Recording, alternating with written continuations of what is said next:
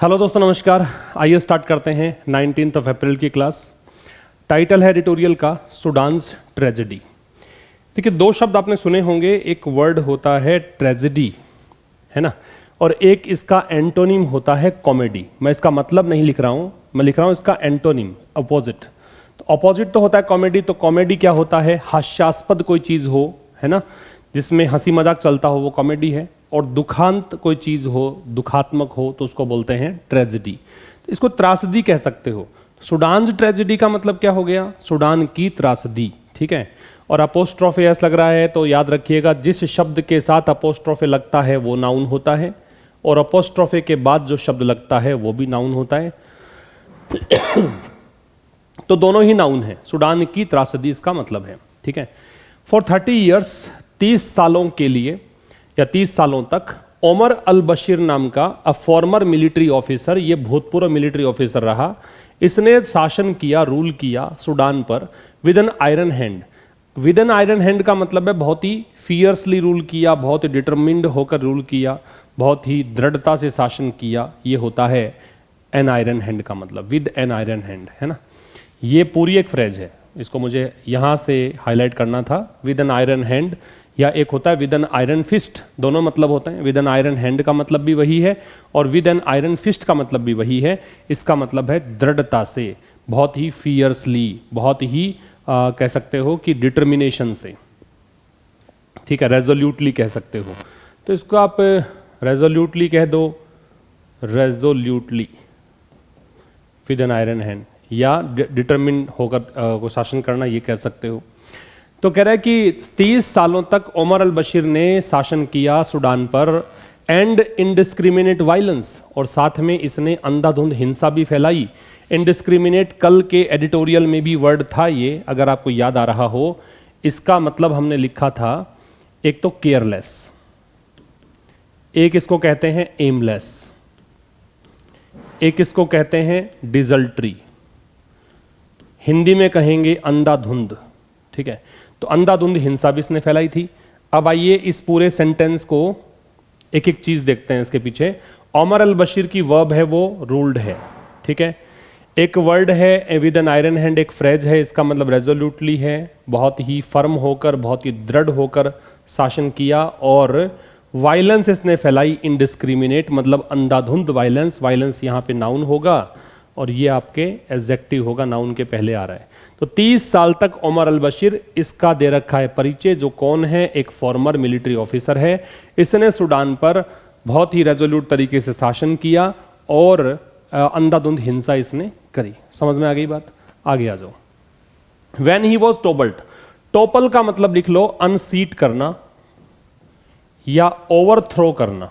अनसीट करना भी हो सकता है, ओवरथ्रो करना भी कह सकते हो। पलटने को बोलते हैं, तख्ता पलट को बोलते हैं। तो जब इस व्यक्ति को अपदस्थ किया गया, सत्ता से हटाया गया इन अप्रैल 2019, अप्रैल 2019 में, इन अ मास अपराइजिंग, मतलब एक बहुत ही जनसमूह का विद्रोह वहां पे था। अपराइजिंग का मतलब होता है रिबीलियन या रिवोल्ट। रिवोल्ट कह सकते हो, रिबीलियन कह सकते हो। मैनी होप्ड, बहुत सारों ने ये आशा की थी, दैट की द रिसोर्स रिच कंट्री, कि वो देश जो कि संसाधनों से भरा हुआ है, in the horn of Africa. Horn of Africa generally Somalia जो पेनिनसुला है ना, उसको कहा जाता है, ठीक है, एक प्रायद्वीप का नाम है। तो हॉर्न ऑफ अफ्रीका में ये जो देश है, जो रिसोर्स रिच कंट्री है, इसमें would finally get a chance, इसको अंततः एक अवसर मिलेगा to move towards a freer society, कि ये आगे बढ़ेगा किस तरफ? एक स्वतंत्र समाज की तरफ। With a representative and responsive administration, जिसमें प्रशासन होगा वो क्या होगा? प्रतिनिधित्वात्मक प्रशासन होगा। रेस्पॉन्सिव होगा मतलब, रेस्पॉन्सिव का मतलब जिम्मेदारी निभाने वाला प्रशासन होगा। फिर समझिएगा, यहां से नया वाक्य स्टार्ट हुआ। तो व्हेन ही वॉज टॉपल्ड, ये पैसिव वॉइस है वॉज के साथ थर्ड फॉर्म, और ये इसका सब्जेक्ट है। ही वॉज टॉपल्ड, जब इस अल बशीर को अपदस्थ किया गया। अप्रैल 2019, यहाँ पे आपको मंथ का नेम दे रखा है, तो मंथ के नाम से पहले इन लगाते हैं जब हम उसी मंथ की बात करते हैं। इन ए मास अपराइजिंग, मास यहाँ पे जन समूह के लिए है, अपराइजिंग का विद्रोह है, तो एक जन सामूहिक विद्रोह के अंदर इसको जब अपदस्थ किया गया तो बहुत सारों ने आशा की। मैनी वैसे डिटर्मिनर होता है, लेकिन जब इसके बाद आप नाउन नहीं लगाते हैं, एक एक बात को ध्यान से सुना करें, और अगर कोई चीज़ ऐसी लगे कि पहली बार सुनी है मेरे कानों ने, तो उसको आप नोट भी कर लिया करो। यही एक स्ट्रेटजी होनी चाहिए एक अच्छे विद्यार्थी की। मैनी होप्ड, बहुत सारे लोगों ने ऐसी आशा की। क्या आशा की? दैट कंजंक्शन है कि द रिसोर्स रिच कंट्री, कि जो रिसोर्स रिच कंट्री है वो देश जो कि साधन संपन्न देश है हॉर्न ऑफ अफ्रीका में, वुड फाइनली गेट, उसे अंततः मिलेगा ए चांस, एक अवसर। किस चीज का चांस? टू मूव, ये इन्फिनिटिव हो गया टू के साथ बेस फॉर्म, आगे बढ़ने का। टुवर्ड्स प्रेपोजिशन है, किस तरफ बढ़ना है? मुक्त समाज की तरफ, जहां पे एडमिनिस्ट्रेशन कैसा होगा? रिप्रेजेंटेटिव और रेस्पॉन्सिव, ये दोनों ही एडजेक्टिव हैं किसके लिए? एडमिनिस्ट्रेशन, जो कि एक नाउन है। क्लियर है? आगे बढ़ें। But the tragedy of Sudan is that the monstrous regime that mister Bashir built outlasted his reign. Outlasted का मतलब है स्टे लॉन्गर देन या live longer than. Live longer than, अधिक लंबे समय तक चलना। रेन का मतलब है शासन, रूल। लेकिन ट्रेजेडी क्या रही सुडान की? सुडान की त्रासदी ये रही कि जो ये एक फिंडिश, दैत्यनुमा, मॉन्स्ट्रस का मतलब फिंडिश, दैत्यनुमा, मॉन्स्टर से बनता है मॉन्स्ट्रस, जो ये शासन रहा। रेजिम का मतलब सत्ता, शासन। और मॉन्स्टर्स देखो एडजेक्टिव है, क्योंकि OUS दे रखा है। जिन वर्ड्स में OUS आता है वो एडजेक्टिव्स होते हैं। तो ये जो एक राक्षस नुमा या दैत्यनुमा शासन रहा जो मिस्टर बशीर ने बनाया था, वो शासन उसके शासन के बाद भी वैसा ही रहा। मतलब ये चला गया लेकिन दुख खत्म नहीं हुए सुडान के। ट्रेजेडी की वर्ब है वो है इज, और यहाँ पे मिस्टर बशीर की वर्ब बिल्ट है। बिल्ट जो है वो बिल्ड की सेकेंड फॉर्म और थर्ड फॉर्म होती है। बिल्ड होती है वर्ब की फर्स्ट फॉर्म, फिर सेकेंड फॉर्म करते हैं बिल्ट, और फिर थर्ड फॉर्म करते हैं बिल्ट। आउटलास्टेड जो है वो रेजिम की वर्ब है। हिज रेन, हिज यहाँ बशीर के लिए पजेसिव एडजेक्टिव है। पजेसिव एडजेक्टिव के बाद में नाउन आता है, तो रेन यहाँ पे नाउन है। समझ में आ गया होगा? इसका स्क्रीनशॉट ले सकते हैं आप। आगे देखो साहब, आगे कह रहा है with in 2 years of his fall, तो उसके पतन के 2 साल के बाद ही, मतलब उसके भीतर भीतर, विद इन एक प्रेपोजिशन होता है जो बताता है दी गई समय सीमा के भीतर भीतर। तो उसका जो पतन हुआ, अल बशीर को जो हटाया गया, उसके 2 साल के भीतर भीतर मिलिट्री वॉज बैक, सेना वापस आ गई। सेना ने वापस से मतलब वही मतलब क्या कहे सत्ता संभाल ली। एंड नाउ, और अब अ पावर स्ट्रगल, एक सत्ता के लिए संघर्ष, किसके बीच में? टॉप 2 जनरल्स, 2 जो वहां के टॉप जनरल्स हैं उनके बीच सत्ता का जो संघर्ष है, उस संघर्ष ने क्या कर दिया है? पुश, धकेल दिया है सुडान को। कहां? To the brink. ब्रिंक का मतलब होता है कगार, एज। सिविल वॉर का मतलब होता है गृह युद्ध, है ना? गृह युद्ध की कगार पर लाकर खड़ा कर दिया है। सब्जेक्ट है मिलिट्री, वर्ब है वॉज। सब्जेक्ट है पावर स्ट्रगल, वर्ब है हैज पुश्ड। विद इन है प्रेपोजिशन। तो 2 साल के भीतर भीतर, 2 साल कौन से? बशीर के फॉल के, बशीर के पतन के। मिलिट्री वापस आ गई सत्ता में, और अब एक पावर स्ट्रगल चल रहा है किसके बीच में? 2 जो टॉप जनरल्स हैं उनके बीच में। इस पावर स्ट्रगल ने क्या कर दिया है? सुडान को पुश किया है, धकेला है। कहां तक? गृह युद्ध की कगार तक। Dozens of civilians have already been killed in fighting, तो दर्जनों जो नागरिक हैं उन्हें पहले ही मार दिया गया है लड़ाई में। दैट ब्रोक आउट, वो फाइटिंग जो ब्रेकआउट हुई। ब्रेकआउट एक फ्रेजल वर्ब है, इसका मतलब होता है start suddenly. What does it mean? To start suddenly, अचानक से प्रारंभ होना। टू स्टार्ट सडनली, अचानक से प्रारंभ होना। तो वो लड़ाई जो अचानक से स्टार्ट हो गई थी ऑन सैटरडे को, कहां पर? इस जगह पे, खार्तूम नामक जगह है और अन्य हिस्से हैं देश के, बिटवीन द मिलिट्री। और ये लड़ाई किसके बीच है? मिलिट्री और जो रैपिड सपोर्ट फोर्सेज है RSF, उनके बीच में। और RSF के बारे में कहा गया है कि ये कुख्यात अर्धसैनिक समूह है। फिर समझिए डजन्स क्यों आया, पहले ये समझो, पहले मैं सब्जेक्ट वर्ब बता देता हूं। डजन्स की वर्ब है वो हैव बीन किल्ड है, ऑलरेडी यहां एडवर्ब है, पैसिव वही से बीन के साथ थर्ड फॉर्म। दैट है वो इस फाइटिंग के लिए आ रहा है, रिलेटिव प्रोनाउन है, इसकी वर्ब ब्रोकआउट है जो फ्रेजल वर्ब है, ठीक है। ब्रेकआउट का मतलब होता है अचानक से प्रारंभ होना, और जनरली किसी लड़ाई या बीमारी का फैल जाना जो होता है उसको हम बोलते हैं ब्रेकआउट। बिटवीन के साथ में हम एंड लगाते हैं, तो ये बिटवीन रहा, ये एंड रहा। आप कहेंगे कि सर यहां तो नहीं आया बिटवीन के साथ में एंड, तो सब यहां पे 2 कैटेगरी दे ही नहीं रखी। यहां तो सीधा सीधा है कि दो टॉप जनरल्स के बीच में लड़ाई थी। यहां दे रखा है लड़ाई करने वाले दो ग्रुप हैं, एक मिलिट्री है, दूसरा आरएसएफ है। ठीक है, नोटोरियस जो होता है वो कुख्यात को बोलते हैं, जो फेमस है उसका उल्टा है इनफेमस को बोलते हैं। फेमस का ऑपोजिट होता है नोटोरियस, और जिन वर्ड्स के एंड में OUS आता है उसको हम एग्जेक्टिव बोलते हैं। ठीक है, जब हम पर्टिकुलरली किसी डे की बात करते हैं, डेट की बात करते हैं तो ऑन लगता है, तो ये सैटरडे की ही बात है इसलिए ऑन है। ये जगह की बात है इसलिए इन है। और अदर के बाद नाउन है, प्लूरल आती है, और इसके बारे में मैंने बहुत पहले भी बताया है, और शायद अगर आप नए हो तो लिख लीजिएगा। एक होता है अनदर, एक होता है अदर, और एक होता है द अदर। ये तीन चीजें यू मस्ट नो, आपको पता होनी ही चाहिए। अगर आप लगाते हैं अनदर तो इसके बाद में नाउन आती है सिंगुलर। अनदर के साथ नाउन कैसी आती है? सिंगुलर। अगर अदर लगाते हैं तो नाउन आती है कैसी? प्लूरल। और याद रखें कि ये दोनों जो हैं वो जेनरिक वे में काम आते हैं, मीन्स अगर हम सामान्य बात करें तब काम आते हैं। द अदर जो है इसके साथ सिंगुलर नाउन भी आ सकती है, प्लूरल भी आ सकती है, और ये स्पेसिफिक होता है जब हमें एग्जैक्टली पता हो कि कौन सी नाउन की बात कर रहे हैं तभी आता है। और सिंगुलर प्लूरल दोनों आ सकते हैं, डिपेंड करता है कि कॉन्टेक्स्ट कैसा है, संदर्भ कैसा है। ठीक है, सारी बातें हो चुकी। ऑलरेडी जहां लगता है वहां पे हम प्रेजेंट परफेक्ट यूज करते हैं, और प्रेजेंट परफेक्ट का passive has been have been से बनाते हैं, तो ये हैज बीन हैव बीन हुआ।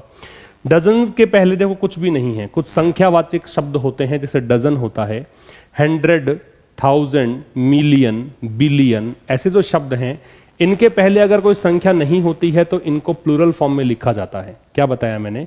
कुछ नंबर डिनोटिंग वर्ड्स हैं, संख्या सूचक शब्द हैं, जैसे डजन आया वैसे 100 हो सकता है, मिलियन हो सकता है, बिलियन हो सकता है। इनके पहले कोई संख्या नहीं होती है तो इनमें एस और यस जुड़ता है, तो यहाँ डजन हमने कर रखा है। ध्यान रखेंगे इस चीज का, इसका आप स्क्रीनशॉट ले लीजिए। आगे चलें, देखो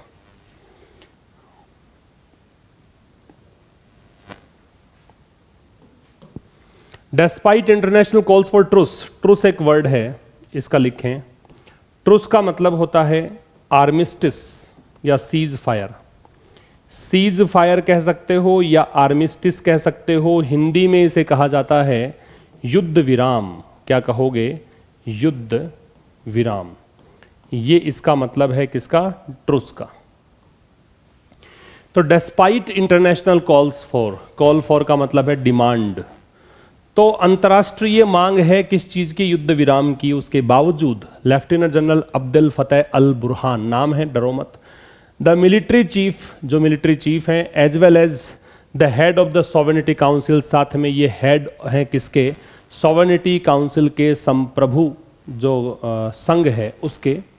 द ट्रांजिशनल एडमिनिस्ट्रेशन, जो कि क्या है? एक बदलने वाला एडमिनिस्ट्रेशन, मतलब प्रशासन, वो प्रशासन जो अब सत्ता में आया है बदल कर, ट्रांजिशनल जो बदला है।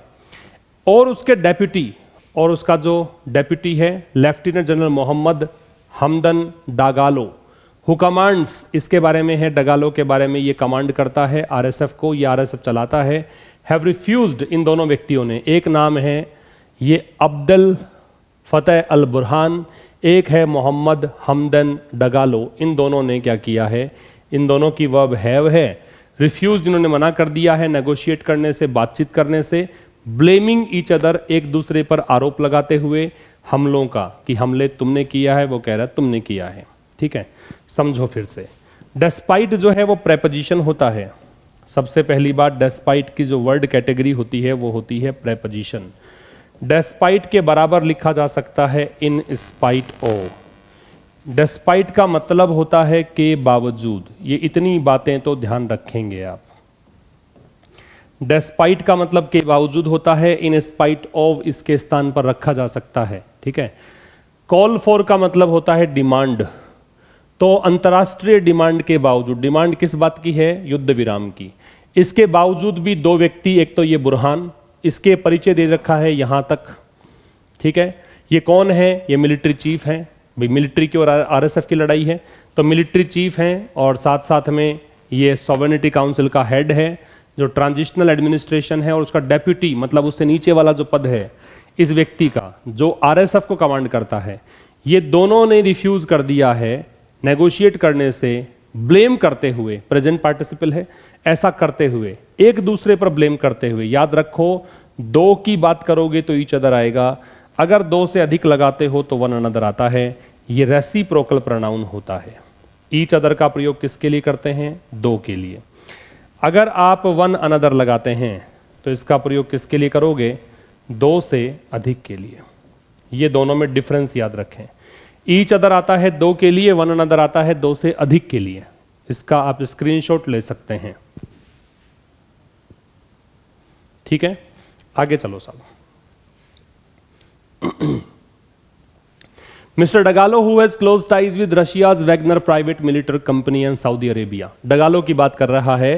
हु इस डगालो के लिए है, इसकी वर्ब हैज है। इस आदमी की क्लोज टाइज हैं, बहुत नजदीकी संबंध हैं। किसके साथ? Russia's Wagner private military company, ये कंपनी का नाम है, ठीक है, और सऊदी अरेबिया के साथ।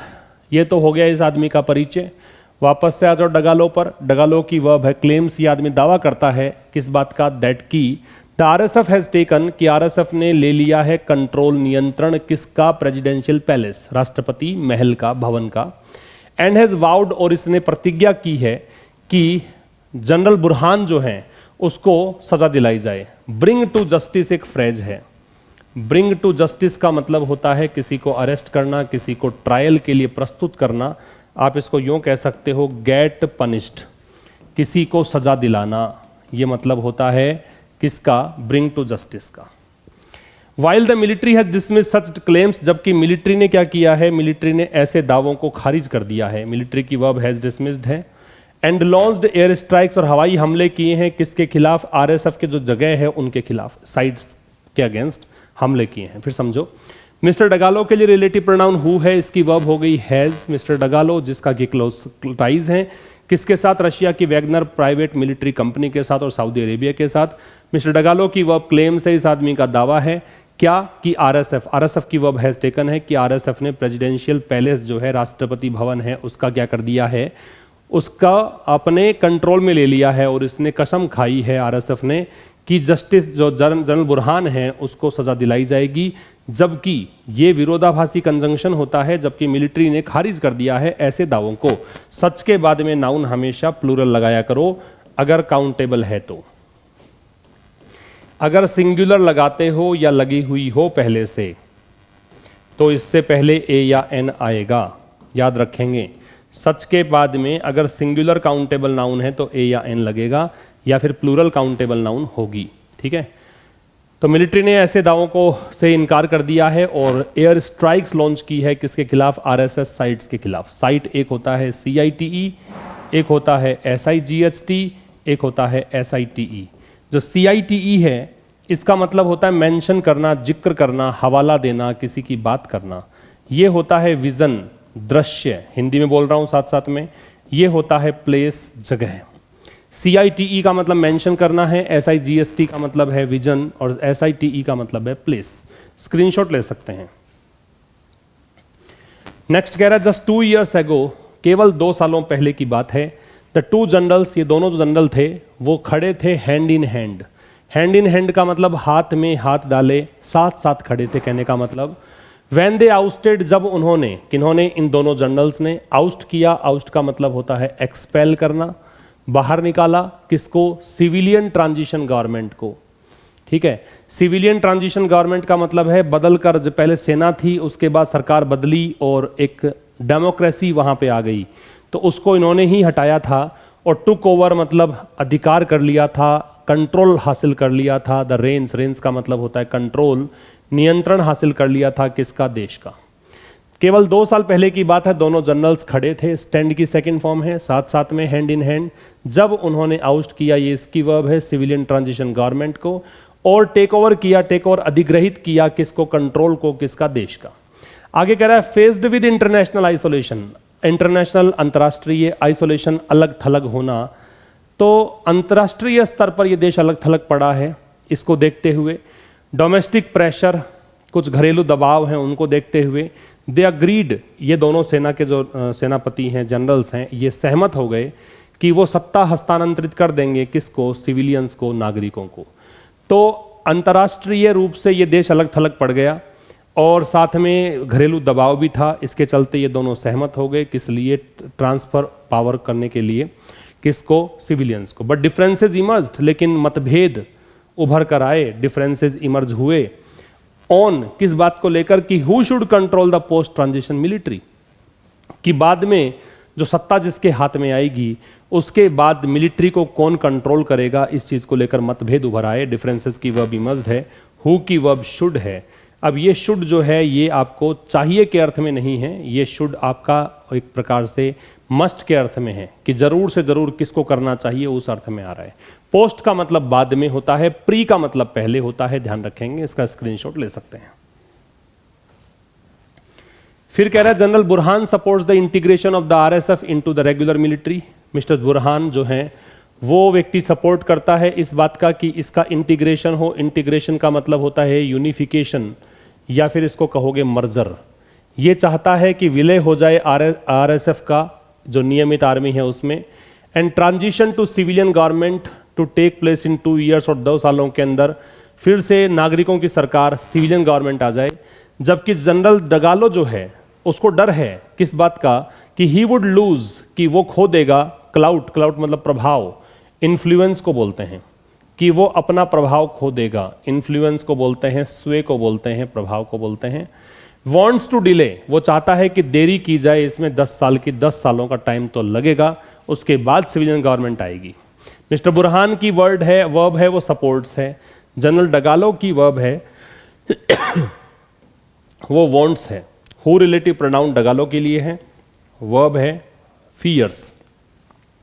ही की वर्ब है वो वुड लूज है। देखो ये जो वर्ड है LOSE, ये लूज होता है, क्या बोलते हैं इसको, लूज, ये खोना होता है ना, हारना होता है। एक होता है LOSS लॉस, ये होता है हानि। और एक वर्ड होता है LOOSE, इसको बोलते हैं लूस। लूस का मतलब होता है ढीला छोड़ना, रिलीज करना, ठीक है, ये इसका मतलब है। तो आगे देखिए, डिस्कॉर्ड ग्रू, झगड़ा यहां पे बढ़ा, डिस्कॉर्ड बढ़ा। डिस्कॉर्ड मतलब एकॉर्ड का उल्टा है। एकॉर्ड का मतलब सहमति होती है, डिस्कॉर्ड का मतलब झगड़ा या असहमति होती है। ये एक दूसरे के विलोम शब्द हैं, इसका मतलब नहीं है ये एंटोनिम्स हैं आपस में, ये देख लेना, ध्यान रखना। तो डिस्कॉर्ड ग्रू इनटू मिसट्रस्ट, ये जो असहमति थी इससे अविश्वास का जन्म हुआ, और अविश्वास किसका कारण बना, लड़ाई का, फाइटिंग का। लेड टू का मतलब है रिजल्टेड इन, लेड जो है वो लीड की सेकेंड फॉर्म है, लीड टू का मतलब होता है रिजल्ट इन। तो ये परिणित किस में हुआ, ये परिणित हुआ लड़ाई में, ठीक है। And the fighting could drag the country, और ये जो लड़ाई है ये घसीट सकती है देश को। द कंट्री मतलब सूडान की बात है, निश्चित है, पता है तो दे लग रहा है। विच हैज ए हिस्ट्री, जिस देश का इतिहास है, किस चीज का, इंटरनल स्ट्राइफ का, अंदरूनी कलह का। स्ट्राइफ का मतलब कॉन्फ्लिक्ट होता है, झगड़ा होता है, कलह होती है। Into an all out civil war, कि ये इंटरनल स्ट्राइफ है और ये देश को घसीट सकता है किस में, चौतरफा, चारों तरफ के सिविल वॉर में, गृह युद्ध में। फिर समझिए, फाइटिंग की वर्ब है कुड ड्रैग, कुड यहां पॉसिबिलिटी बता रहा है, प्रेजेंट की पॉसिबिलिटी के लिए कुड आ सकता है, ड्रैग का घसीटना होता है। और ये जो लड़ाई है देश को घसीट सकती है, घसीट के कहां ले जाएगी, चौतरफा या पूरे तरीके से सिविल वॉर में, गृह युद्ध में। बीच में इस कंट्री की विशेषता है, ये वो देश है तो कंट्री के लिए आ रहा है, विच इसलिए है जा रहा है इस कंट्री के लिए, जिसका एक इतिहास रहा है इंटरनल स्ट्राइफ का, अंदरूनी कलह का।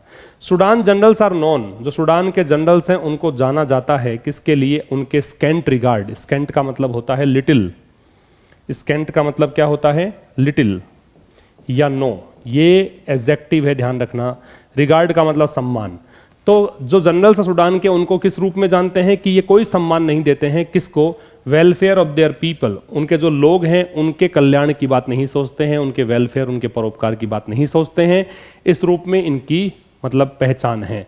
इसका स्क्रीनशॉट ले सकते हैं आप। आगे देखो सब, द कंट्री इज स्ट्रगलिंग, देश जो है वो स्ट्रगल कर रहा है। कंट्री की वर्ब इज स्ट्रगलिंग है, किससे स्ट्रगल कर रहा है, इकोनॉमिक क्राइसिस है, आर्थिक संकट है उससे।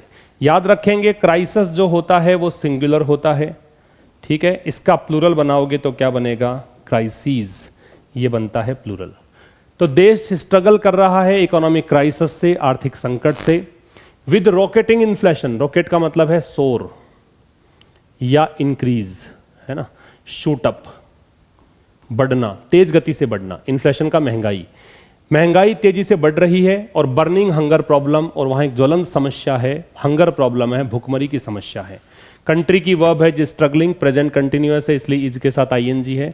तो देश संघर्ष कर रहा है आर्थिक संकट से, यहाँ महंगाई बहुत तेजी से बढ़ रही है और हंगर प्रॉब्लम चल रही है। द लास्ट थिंग, अंतिम जो चीज है, सूडान वांट, जो सूडान चाहता है, नाउ अब, इज, ये लास्ट थिंग की वर्ब इज है, वो ये है कि सिविल वॉर।